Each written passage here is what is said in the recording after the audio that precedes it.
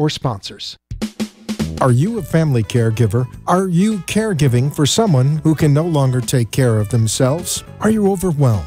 This is Caregiver Solutions Info with Marcia Teele. Marcia will be hosting an hour of true stories and information, tips and updates of the latest research and necessary information in the caregiving field, focusing on you, the family caregiver. An Alzheimer's disease and dementia care expert, Marcia has 15 years of hands-on experience at Arden Courts, a leader in assisted living dementia communities here in the U.S. Marcia covers everything you need to know as a family caregiver, especially if you care for a loved one with Alzheimer's disease or other related dementia or chronic illness. If you have a friend or relative that is also a family caregiver, call them now. They won't want to miss a minute. And let them know they can watch on caregiversolutions.info.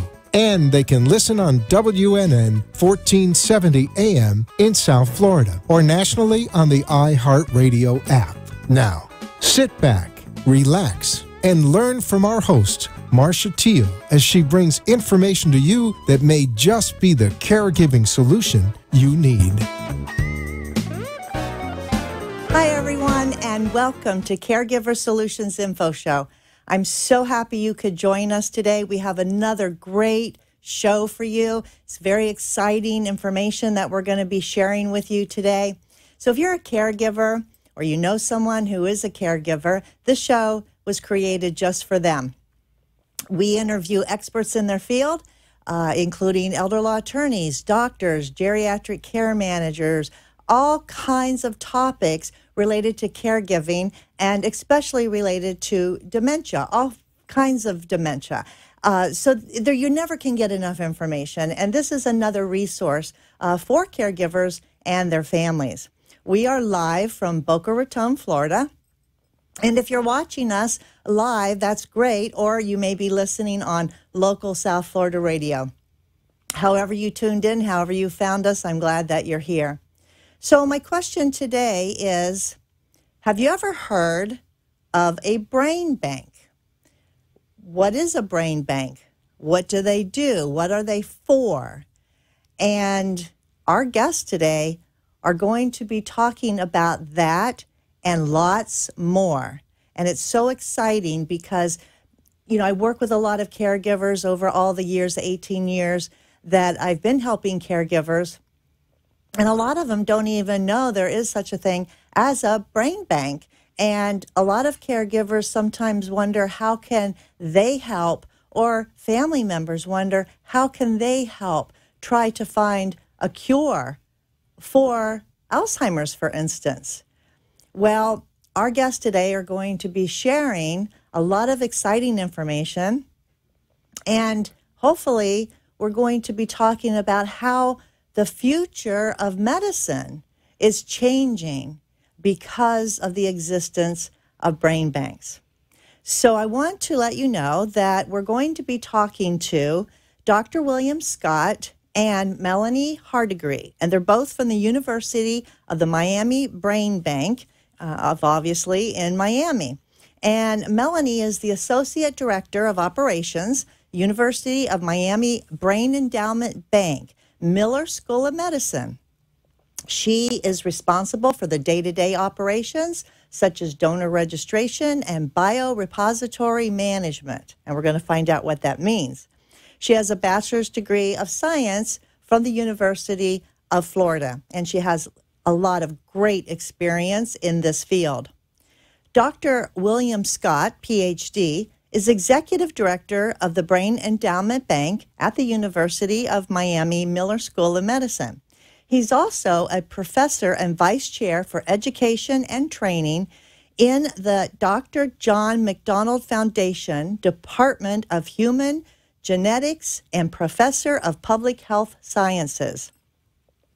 Dr. Scott's research focuses on the identification of gene and environmental interactions that influence risk of complex diseases.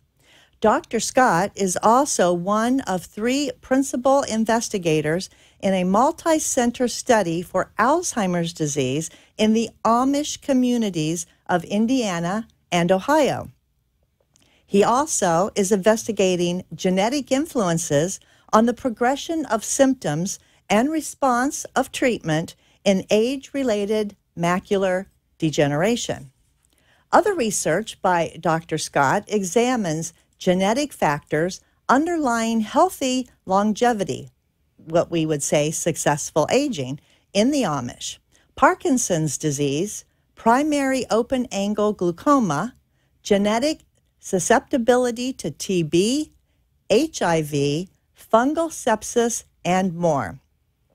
And if that wasn't enough, he is the program director for the Interdepartmental PhD program in human genetics and genomics, that's funded by the NEI, and this is funded for ocular computational genomics training program and the Master of Science in the Genomic Medicine program.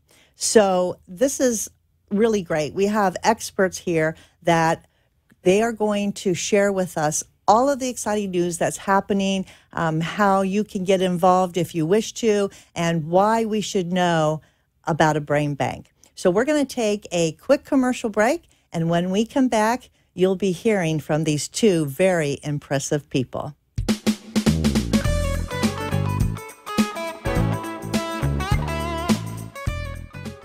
Arden Courts is not just a place to live, it's a place to call home. Residential living combined with quality caregiving. This is the philosophy behind Arden Courts. Communities created exclusively for individuals with Alzheimer's disease and related dementia who would benefit from a safe and structured environment. For additional information about any of the unique services Arden Courts provides, call 888-478-2410 to locate a community nearest you. Inquire about our educational seminars, resource library, or support groups, or simply feel free to ask questions you may have about Alzheimer's and related dementias. At Arden Courts, we know, we understand, and we can help because memory care is all we do.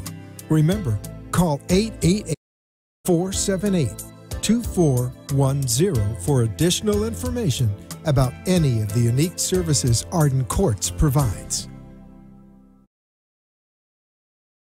Feelings of depression, isolation, and frustration are common among persons living with Alzheimer's or related dementias. It's common among those who care for them, too. It takes a lot of patience and courage. It also takes knowing when you can no longer do it alone. At Arden Courts, memory care is all we do. Talk to us. We know. We understand. We can help. Don't let guilt keep you from making the right decision. Visit arden-courts.com. Arden Courts follows equal housing opportunity guidelines. Disease and dementia care expert on caregiversolutions.info. If you have a question or wish to share a story, call into the show at 888-565-1470 and talk with Marcia. Now, back to Caregiver Solutions. We're back, and today we're going to be talking about the brain and a brain bank. And joining me today from the University of Miami Brain Endowment Bank is Dr. William Scott and Melanie Hardigree. Are you all there? Hello, this is Bill Scott. And this is Melanie Hardigree. Thank you so much for joining us on the show today. I'm very excited. It's our pleasure to be here. Wonderful. So my first question right off the bat, Melanie, you're the Associate Director of Operations in charge of the day-to-day. So for people that have never heard about a brain bank, can you tell us what it is and how long the University of Miami Brain Endowment Bank has been in existence? Sure, I can. The Brain Endowment Bank at the University of Miami was founded in 1987 by Dr. Deborah Mash. We have been registering donors from South Florida and all over the country since the opening of the brain bank. And actually, a brain bank is exactly what it sounds like. We are a biorepository. So we recover brain tissue and store that in a biorepository in controlled environments. And research scientists from all over the world can go onto the NIH NeuroBio portal and request research tissue from us. and we can provide that research tissue to them through that neurobio portal. We're one of 6 neurobio repositories in the United States that is part of the NIH Neurobio Bank. Wow. So really, there's only 6, and you do such extensive work.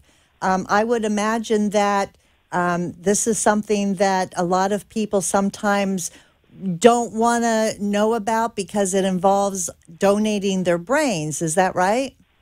That is right. And, it sort of falls into the same category when you discuss, donation for transplantation. April is Donate Life Month to bring awareness for organ, eye, and tissue donation. And we partner with Donate Life America and Donate Life Florida in trying to bring awareness to the public about the importance not only of donating tissues for transplantation, but donating tissues for research as well. I think that's really key what you said is education because, I'm in the field of caregiving, Alzheimer's disease for the last 18 years, and I talk with thousands of caregivers, and it just seems like as much education as we think there is out there, there's always more, or there's caregivers that somehow just don't get it and can't get to it or don't know about it. So I think education is the key to helping caregivers with all the decisions that they have, including obviously this end of life decision that they may incur. So I'm excited that you're here to talk more about it and all of the ins and outs and the how-tos and all of that. But I also want to say hi to Dr. Scott. Thank you also for being here with us. I read your CV, and you're a very, very busy person. So I'm just honored that you could join us today. Well, I'm glad to be here. Thank you for that kind introduction. And I'd just like to second something that Melanie said about the mission of the Brain Bank and what it is that we're trying to do. And whenever I try to explain this to people when we're out in the community is I always say that the motivation for our bank or any other research program is to try to answer the question why. And that is the question we're always asked is why does this affect some people and not others? Why am I having this situation occur to me? And usually we can't answer that question for an individual sitting in front of us, but we give them an opportunity to help other researchers try to answer that question. And one of the things about conditions that affect the brain is that we can't study neurons and brain tissue while somebody's still living most of the time. So we need to wait until they can make a gift of their brain to research, and then we can study it and try to better understand why some people develop these conditions as they grow older and other people do not. And that's another important aspect to it is that we need to be able to compare people that have had a condition to people who have not. So something that may not occur to people is that we need just as many donations from people who are not having any issues with their brain at all. So one of the things that we try to educate people about and make people aware of is the need for normal, neurologically normal brains to use as comparisons in our experiments. And so those are two things that are really important. And the end game for all of this is to try to support researchers with the material that they need in order to make discoveries that hopefully will help people with conditions of the brain.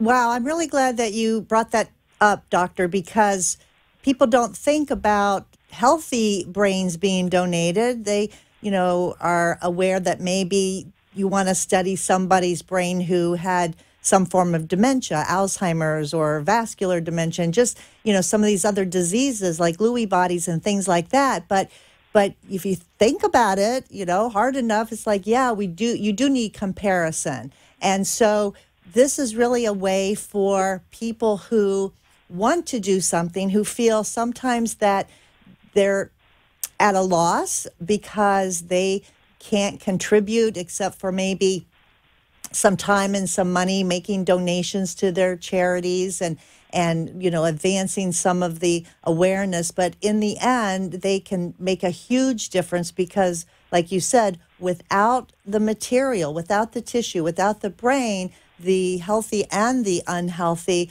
it would be futile for us to hope for a cure, right? That's right. And in fact, the most common group of people that are motivated to make a gift of normal brain tissue are people who have had a role caring for somebody that they love that had a disease of the brain. So for many years, I ran a program that was based within our Parkinson's Disease Research Center here at the university, and it was not uncommon to have a husband and wife or a couple of some kind where one was affected by Parkinson's disease and the other was not, decide to both make the gifts together. And they would enroll in our study as a unit. And that is something that when you feel like there's not much you can do, that's one thing you can do to try to hopefully shed some light on what's going on with these conditions. Wow, that's awesome. So, Melanie, you're in charge of the day-to-day, including donor registration. And when someone renews their driver's license, for instance, you're asked if you want to be an organ donor, and if yes, they put it on your driver's license. Does that work the same way for your brain? I wish that it did. Let me explain a little bit about that, Donate Life registration, because unfortunately, there is a great need for organ donors, and that's why we push to have as many people as possible register on Donate Life. But I think what people don't understand is why there's such a great need. So I would like to explain that to people in a language that they can understand. When you register to be an organ donor, you are hoping that should something happen to you, you would be able to save the life of someone else by donating a kidney or heart or lungs or all of the above. Most of us will never have that opportunity. And the reason we'll never have that opportunity, even though we're registered to be an organ donor, is because in order to be an organ donor, you must have suffered some type of catastrophic event where you've been declared brain dead and are being kept alive by mechanical means. In other words, you're on life support. Your organs are still being perfused. Oxygen is still being, oxygenated, is still going through your body, but you are not technically alive. That is the point at which we go in with organ donation and speak to families and check the donor registry through Donate Life and see if someone is registered to be an organ donor. That's the reason that there's such a need, because not many of us get that opportunity. And so even though we have millions of people registered to be an organ donor, we're still very, it's still very high in demand for all of these organs to meet the needs of all the people that are on waiting lists. With tissue donation after cardiac death, there's a much greater incidence of people actually being able to become donors. And that's because most of us suffer a cardiac event and die very quickly. Most of us will die, almost instantaneously. We won't be kept alive by mechanical means. Those people are eligible to donate many tissues that can, enhance the life of others, like skin, long bone, corneas, that can prevent people from getting infections after severe burns, that can restore mobility to people who have cancerous tumors in their bones, and that can be replaced with healthy bone tissue, that can, restore eyesight to two people who've lost their vision. So everyone understands the whole concept of organ, eye, and tissue donation, and when you register with Donate Life, there's a caveat that's on that registration of where you can opt out of research, or you can opt out, you can even go in and specify, I only want to donate my heart, nothing else, or I only want to donate my corneas, nothing else. Luckily, very few people do that. Most people register to give any and all needed organs or tissues for transplantation and or research. So when someone has registered through Donate Life and the DMV, in that manner, we can recover the brain, because they have specifically stipulated that they do want to donate any and all needed organs or tissues for transplantation and or research.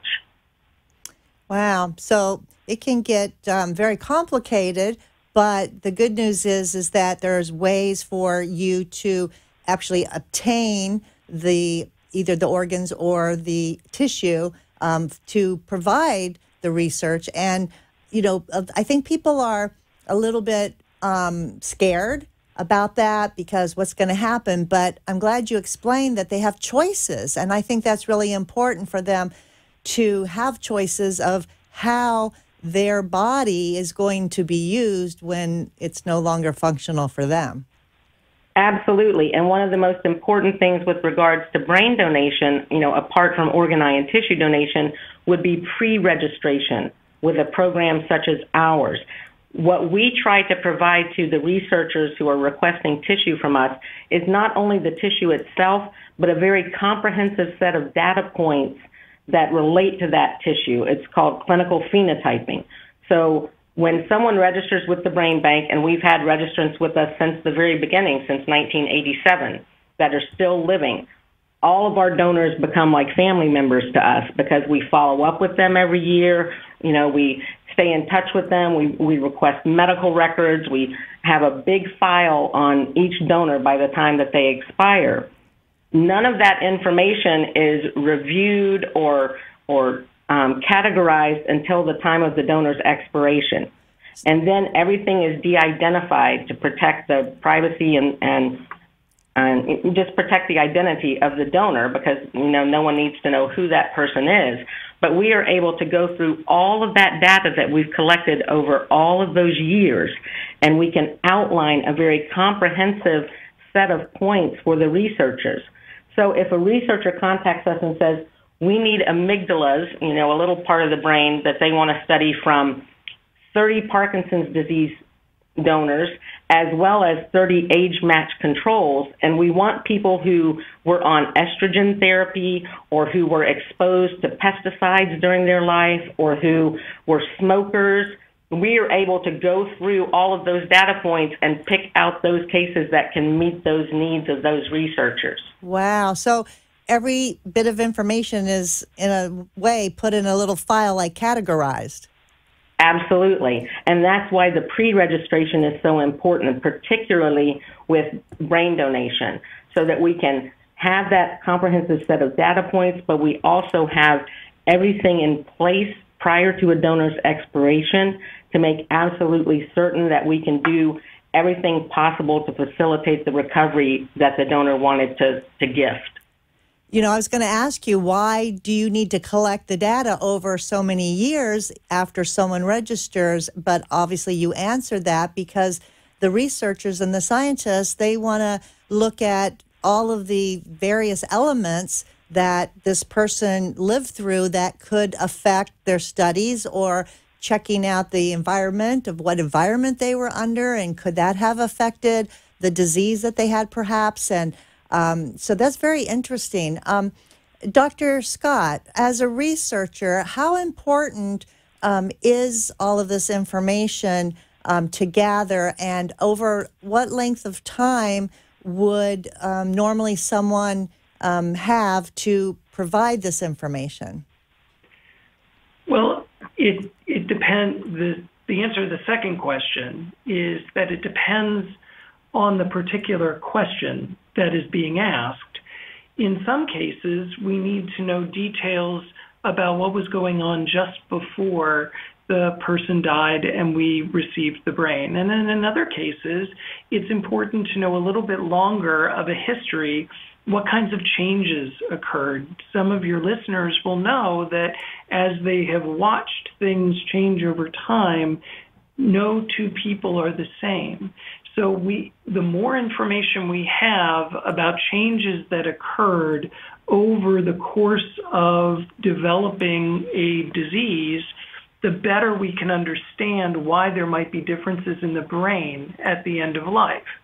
And if we are able to connect certain changes in the brain to certain changes while someone's still living, in their behavior or in their ability to do things, then we might be able to understand a little bit about what's causing those symptoms, and we might be able to design ways of addressing those symptoms, either through better therapies that we would use, different drugs to treat, develop drugs against certain types of pathology in the brain, or maybe even just devise other kinds of ways of providing services or resources to help deal with some of those symptoms. So that's a rather long answer to a question that I usually answer with, I will take as much data as people are willing to give me over as long a period of time as I can get it, because the more information I have, the more questions I can ask. Gotcha. Is there any reason a brain would not be accepted? There are a couple of different reasons. One is, as Melanie was talking about, depending on what is happening at the very end of life, there are certain things which mean that we cannot retrieve the brain. So if somebody has a very severe infection, for example, we may not be able to take the donation because that would compromise the quality of the brain tissue in a way that we can't then use it in the lab in the same way. And one of the things we always want to have in mind is if we are asking somebody to give us a gift of their brain, we need to make sure that we can use it. And so if there are things that indicate we might not be able to use the gift, then we will tell people that we can't accept their donation. But in general, if they have a condition that we are studying, and if they meet the enrollment criteria, there are a couple of other reasons that we might not accept a brain, such as, like I said, the infection or other kinds of history. I think Melanie's telling me. Right, at the time of death, if they have suffered an event that involves head trauma, we cannot recover the brain.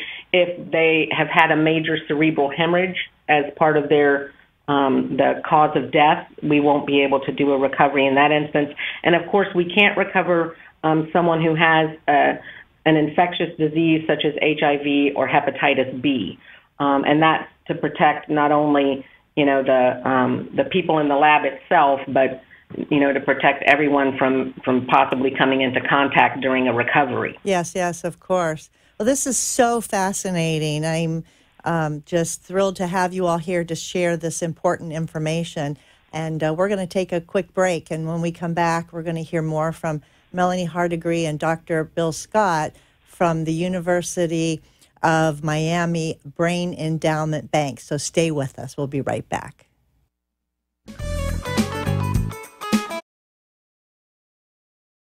Wandering is a common problem for people with Alzheimer's or related dementias. It's also a problem for family members who care for them. Keeping them safe and secure means never letting your guard down. And even though deep down you know it's time, it hurts to have to ask for help. But it could hurt them even more if you didn't. We know. We understand. We can help. Arden Courts. The inability to recognize the obvious often occurs with Alzheimer's, particularly among the family members who care for them.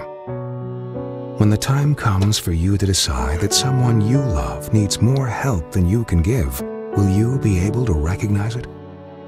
Don't wait for a crisis to make the decision for you. Talk to us. We know. We understand. We can help. Arden Courts. Feelings of depression, isolation, and frustration are common among persons living with Alzheimer's or related dementias. It's common among those who care for them, too.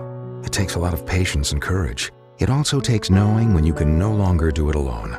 At Arden Courts, memory care is all we do. Talk to us. We know. We understand. We can help. Don't let guilt keep you from making the right decision. Visit arden-courts.com.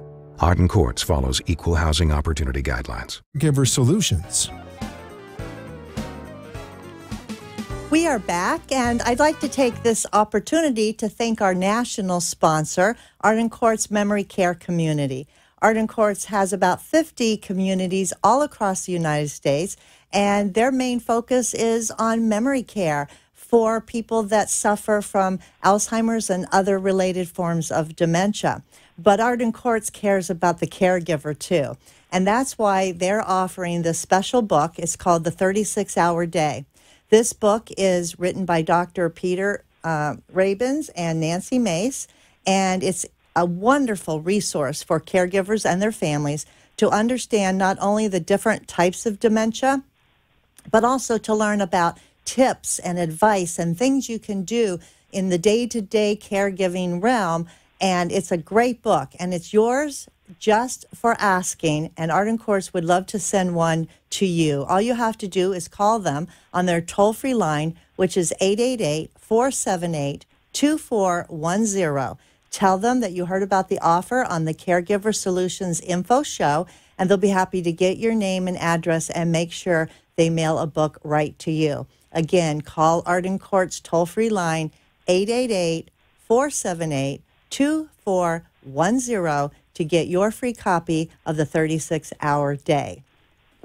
So thank you for joining us, and my special guests today are from the University of Miami Brain Endowment Bank, and we're talking to Dr. Bill Scott and Melanie Hardegree, and they are just such wonderful givers, because they're giving us all this great information about a brain bank and what a brain bank is and what it can do, and how by studying and researching tissue of the brain, we can perhaps affect the future of how we treat disease. Which brings me to my next question to Dr. Scott.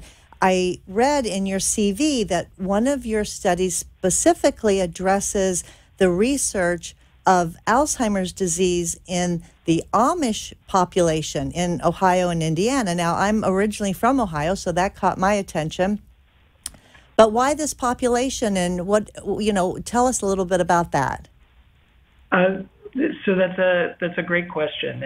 And one of the things that we have done over the years is we've noticed that the communities of Amish living in Pennsylvania and Ohio and Indiana have people that are living well into their older adulthood, and some of them develop cognitive problems and some of them don't. And one of the things that we originally were interested in, and this goes back to the 1990s, was whether or not the genetic factors that predispose people to developing Alzheimer's disease are the same in the Amish as they are in the surrounding communities that they would refer to as the English, just because anybody who spoke English would be referred to as English by an Amish person. And what we found is that while we thought that the genes might be different, it would appear that a lot of them are the same.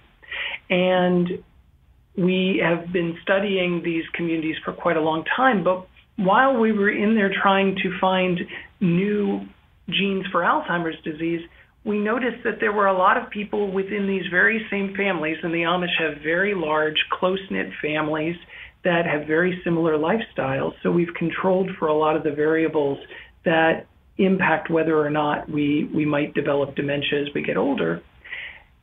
What we found is that there were people that were not developing cognitive trouble, even though they have close first-degree relatives that do have Alzheimer's disease or other forms of dementia. And then when we went and we studied their genetics, we saw that some of these people have the very same genetic susceptibility as their affected relative, but they themselves have escaped developing the disease. And one of the things that we want to understand is, why does that happen? Is it possible that those people have inherited other genetic factors that protect them against the susceptibility that they also share? Or are there other factors? Or is it just random chance? We're not sure, but that's one of the things that we have set out to study in the Amish. one of the things that I will mention is because of their beliefs, the Amish actually would not participate in a brain bank. So even though they are very willing to participate in research while they're living, and they're very, very welcoming to our researchers when we visit them in their homes, they draw the line at doing anything to further research after they die. Giving their brain is not a gift that they're willing to give. They are willing to give very, very generously of their time and of information about themselves while they're still alive, but they wouldn't participate in a brain bank. So that's one of the things that makes them a little different. So we need gifts from other people so that we can understand Alzheimer's disease and dementia differently in people that are not Amish. But that's what motivated that study, and we are actively conducting that research now. That's really interesting, and the fact that the Amish population were targeted for this specific research, does it have a lot to do with their lifestyle, the fact that they have a simpler lifestyle and that they don't sometimes have the kind of environmental influences that the rest of the population in their surrounding communities would have? It's one of the reasons we did it. Basically, what we were looking for was a group of people where there wasn't so much variation from day to day in terms of what they did in their daily life. The Amish tend to live on farms, and their main occupation is as a farmer or a farm wife in a lot of these communities. Younger generations tend to work more in manufacturing, but among the older generations, it's still true that farming is the most prevalent occupation, and to a much greater extent than in some other communities. And so that was one thing. They also have very similar diets. They have a very well-established religious practice that is pretty consistent from community to community. They don't do certain things that the rest of us do. They don't, as a general rule, use tobacco or drink alcohol. And so it's a much more homogeneous set of lifestyle practices. And so that controls some of the sources of variation. And then they also descend from a relatively small number of people who came to the United States from Germany and Switzerland in the 1800s. And they settled together in relatively few communities across Pennsylvania, Ohio, and Indiana, and then they've moved further west in search of farmland over time.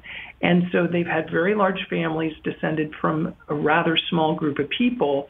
And that means that the number of genetic factors that we're likely to find in those communities may be smaller than in the rest of the population. So in a couple of different ways, we think that studying the Amish might have simplified the problem a little bit. And that's why we focused our research on them to complement some of the research that we're doing in other groups of people in the United States that descend from similar groups of Europeans. Well, I'm so glad that they're participating in that part of the research, and I wish you much success in that.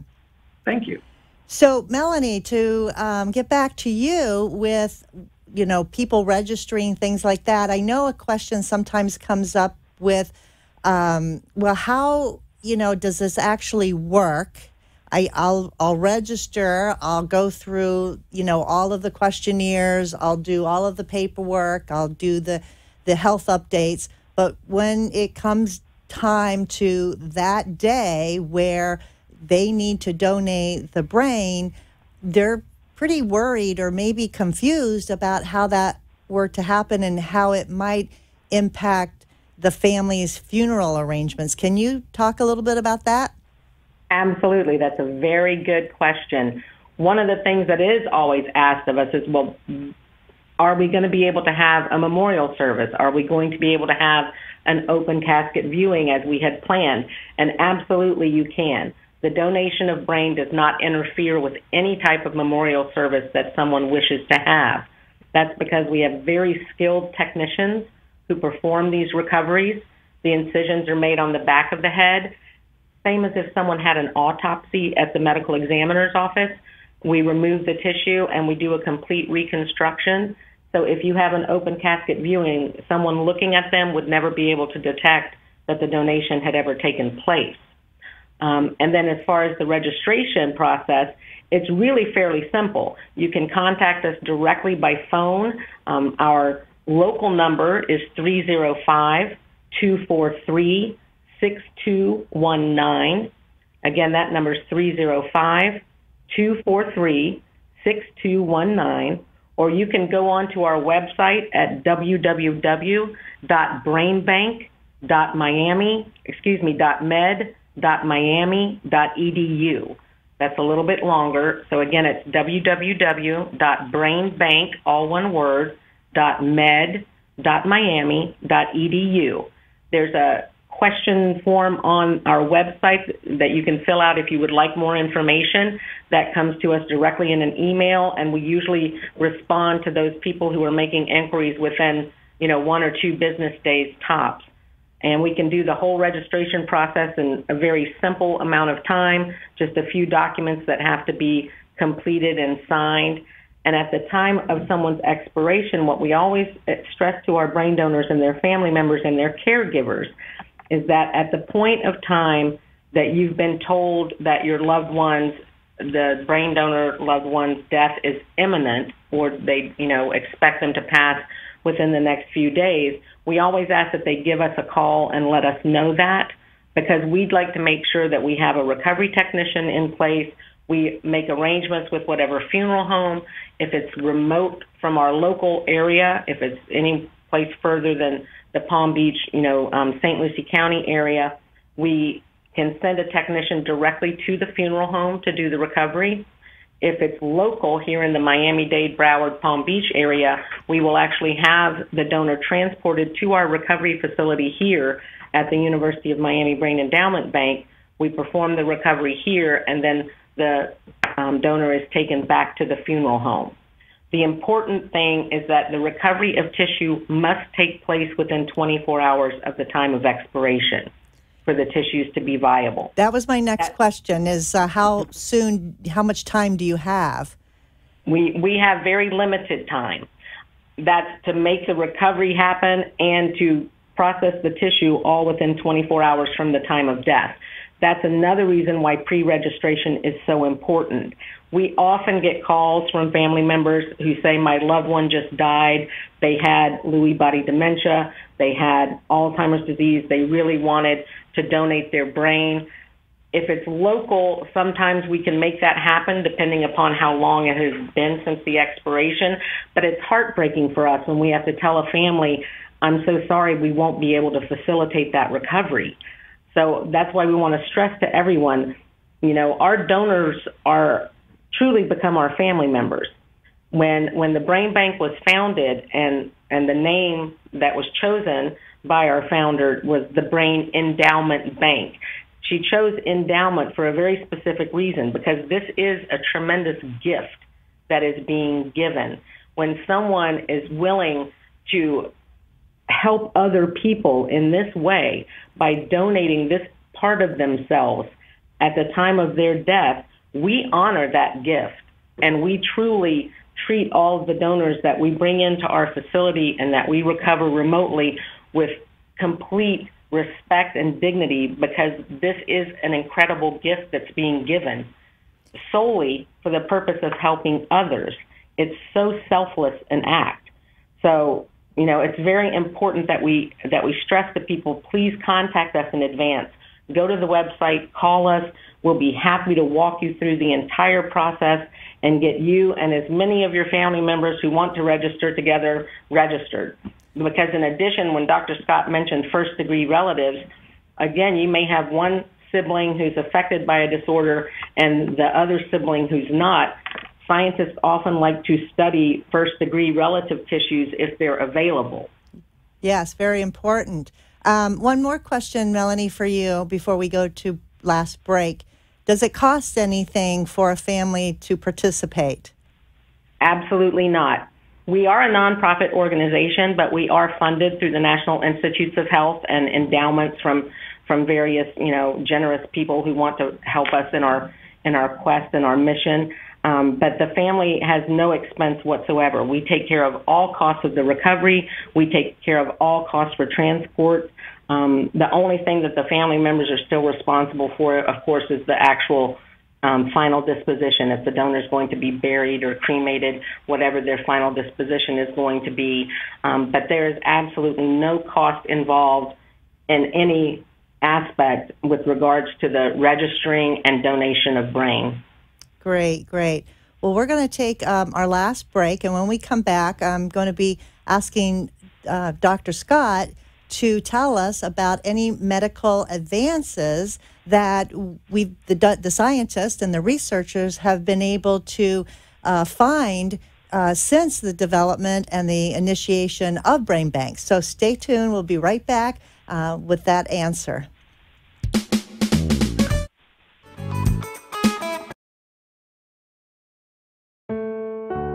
The inability to recognize the obvious often occurs with Alzheimer's, particularly among the family members who care for them. When the time comes for you to decide that someone you love needs more help than you can give, will you be able to recognize it? Don't wait for a crisis to make the decision for you. Talk to us. We know. We understand. We can help. Arden Courts. Wandering is a common problem for people with Alzheimer's or related dementias. It's also a problem for family members who care for them. Keeping them safe and secure means never letting your guard down. And even though deep down you know it's time, it hurts to have to ask for help. But it could hurt them even more if you didn't. We know. We understand. We can help. Arden Courts. Being unable to recognize the obvious often occurs with Alzheimer's or related dementias, even among their caregivers. When the time comes for you to decide that someone you love needs more help than you can give, will you be able to recognize it? Don't wait for a crisis to make the decision for you. Talk to Arden Courts. Memory care is all we do. We know. We understand. We can help. To learn more, visit arden-courts.com.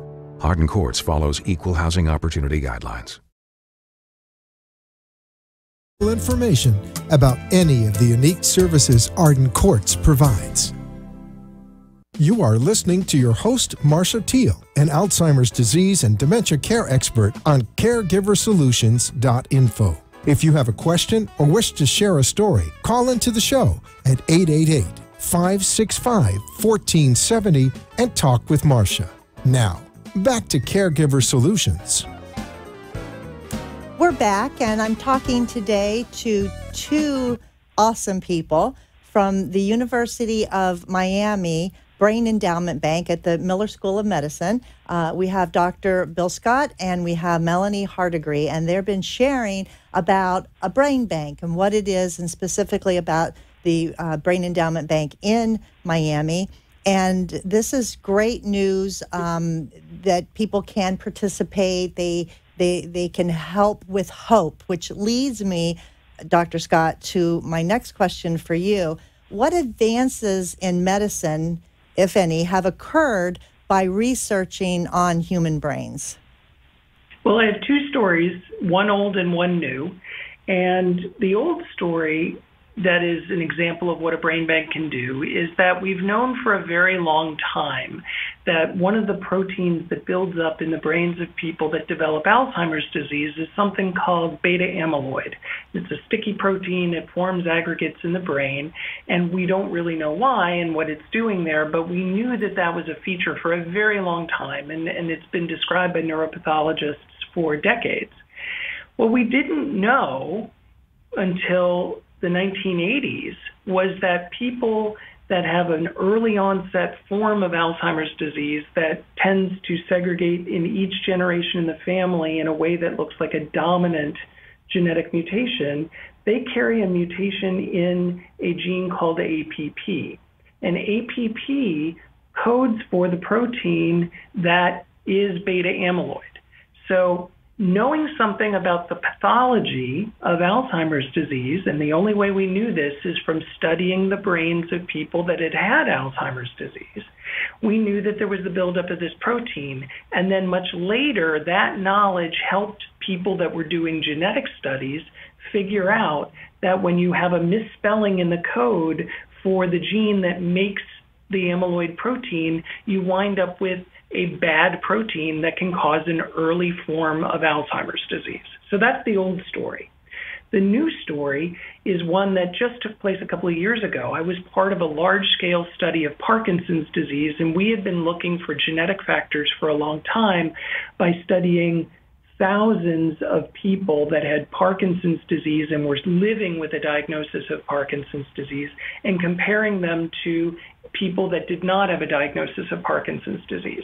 And when we did this very, very large study, we found a whole bunch of places in the human genome that we thought were more commonly different in people with Parkinson's disease compared to people without. But then we did a study where we compared the people that had had Parkinson's disease and donated their brains. So we knew for sure that they had certain changes in their brain. And we compared them to a group of people who had donated their brains even though they had not been affected by any neurologic disease.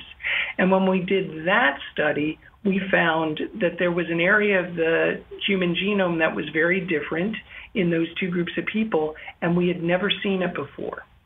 So it was a new discovery that we were able to make only because we had access to large numbers of brain tissues that had been donated by people with Parkinson's and people without Parkinson's disease. And that is a study that we did just a couple of years ago, and it was published in the journal Neurology, and it has led several people since then to try to figure out what it is about that part of the human genome that might be different, to identify a new gene for Parkinson's disease that we might be able to use to better develop therapies for the disease. So those are two just very short examples of research that can be done using brain banks. And there are many, many other examples in the literature. So I can't say that we have definitely cured anybody of anything, and we really try hard not to use that word because research is about better understanding things, and we hope that someday we'll be able to do something for people with disease. But what we have done is we've contributed pieces to the puzzle. It's all a very complicated puzzle, and the Brain Bank provides the tools for researchers to use to fill in part of the pieces. Well, thank you for sharing that, because it tells us that there is hope. We have made progress and there's hope, and we need more studies and more research and more people to make this wonderful donation of a brain in order to help find the reasons why these terrible diseases occur. In your opinion, would you wager any kind of a guess as to how close we are to finding a cure for, say, Alzheimer's disease? Oh, boy, that's a dangerous one. I know. I would like to believe that I will see significant progress in my lifetime. And that's probably as specific as I can get. It is a really difficult thing to predict. I think we're getting a lot closer, but every time we think we're within 5 years, it seems like the cure is 5 years away and always will be so. I'm more optimistic than that. Hopefully within the next couple of decades, we'll see some really, really strong progress. Well, I hope so too. And in your lifetime, and you're on the younger side, so that means you have a lot of time to see it, hopefully. I hope so. I want to thank you both for being with us today on the CareGiver Solutions Info Show, sharing your expertise and knowledge about the brain and the brain bank and how we could participate. And Melanie, will you end the show by telling everyone again how to contact the Brain Bank in Miami so that they can get more information or perhaps register? Absolutely. And I would also like to stress that while I know that the Caregiver Show is focused primarily on caregivers who are taking care of people who suffer from different types of dementia.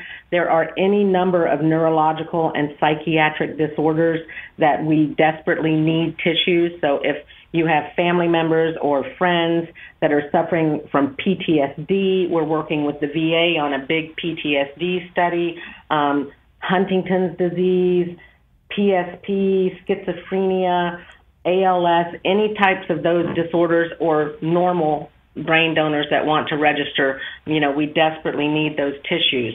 Again, our local number where you can reach us to register is 305-243-6219, or you can call us toll free at 1-800-UM-BRAIN or 1-800-862-7246. Again, you can go to our website. You can visit the NIH Neurobiobank website as well, and that can link you to our brain bank. So there's any number of ways that you can reach us, but we really want to hear from you, and we hope that we've encouraged some of you to at least consider the possibility of registering to become a brain donor. Yes, and thank you so much for sharing that. I hope people are more aware and educated now about what they can do and about what you all do and all the wonderful work that you do there. Unfortunately, our time is up, so thank you again, Dr. Scott and Melanie Hardigree. I have enjoyed speaking with you today. And to all of you who have tuned in, thank you. We'll be back next week, same time, same place.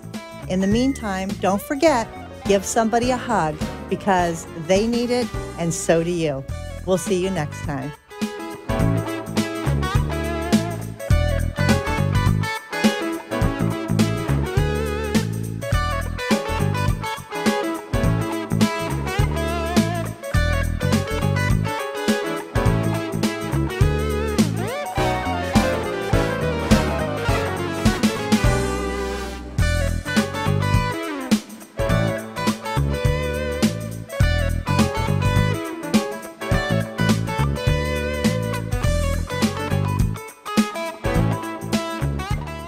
Thanks for joining us for this week's Caregiver Solutions with Marcia Teele. Join us next week as Marcia, who has 15 years of Alzheimer's disease and dementia care experience, brings you more needed information to help with the care of your loved one. This show can be seen again on caregiversolutions.info, and questions can be left on the site, which may be used on the program to help others. See you next week for more Caregiver Solutions.